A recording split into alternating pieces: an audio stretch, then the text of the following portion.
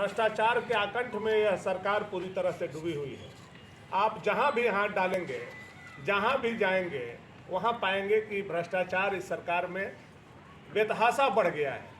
और इस तरह से भ्रष्टाचार हो गया है कि मनरेगा जैसे स्कीम में भी 65% तक कमीशनखोरी शुरू कर दिया गया है।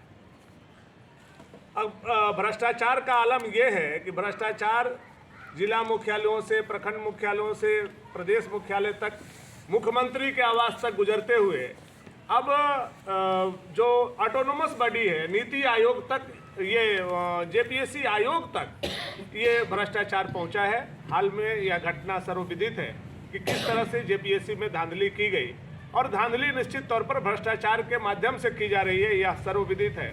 यह बातें अब खुल करके जनता के बीच में आ गई है। 70 लाख प्रति कैंडिडेट जेपीएससी को बेचे जाने की तैयारी हो चुकी है, उसका प्लेटफॉर्म तैयार किया जा चुका है। तो भ्रष्टाचार के आकंठ में यह सरकार डूबी हुई है, और यह सरकार युवा विरोधी।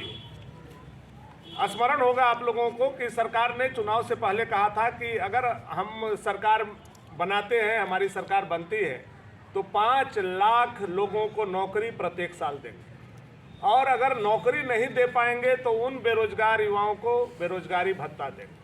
अब 2 साल हो गए, 2 साल में 10 लाख युवाओं को जहां नौकरी मिलनी चाहिए थी, वहीं अब तक 30,000 से अधिक युवाओं का नौकरी छीन लिया गया।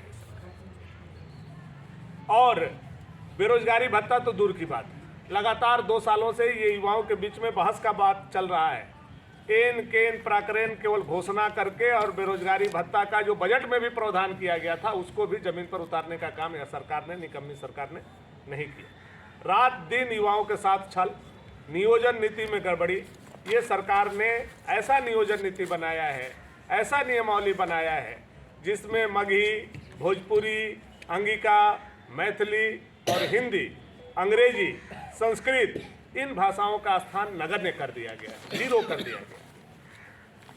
प्रदेश को भाषा के आधार पर बांटने की कोशिश की जा रही है, या यूं कहा जाए कि प्रदेश में गृह युद्ध की स्थिति इस सरकार ने ला करके खड़ी करने का काम किया। हमारे ही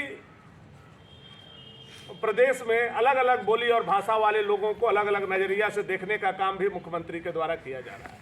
जैसा कि उनके वक्तव्य से भी ये बातें सामने आई कि मगही, भोजपुरी, अंगिका, मैथिली बोलने वाले बलात्कारी होते हैं। उन्होंने स्पष्ट रूप से अपनी मनोदशा को जनता के बीच में प्रदर्शित करने का काम किया कि उनका इन भाषाओं के लिए क्या सोच है। तो ये सरकार जो है, चारों तरफ से युवाओं पर लाठीचार्ज करना, जेपीएससी में आप लोगों ने देखा, युवाओं के साथ हम लोगों के ऊपर भी लाठीचार्ज किस तरह से किया गया।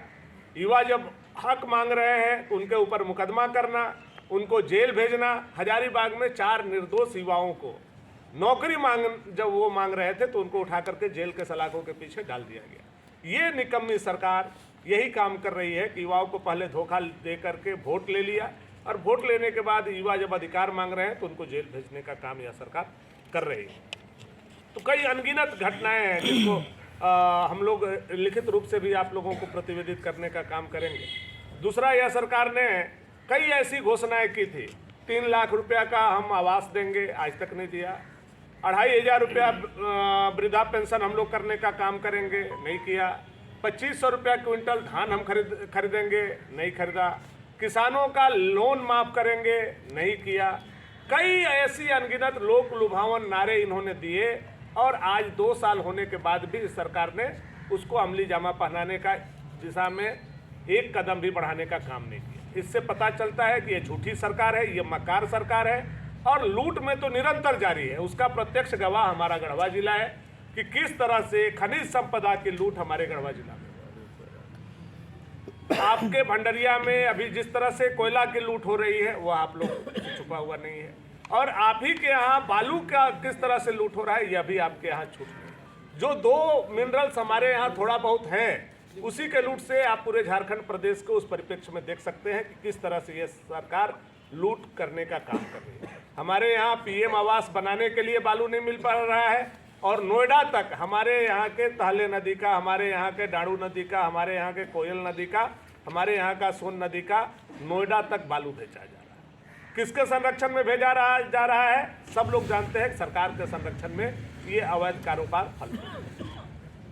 जमीन का कारोबार किस तरह से फल फूल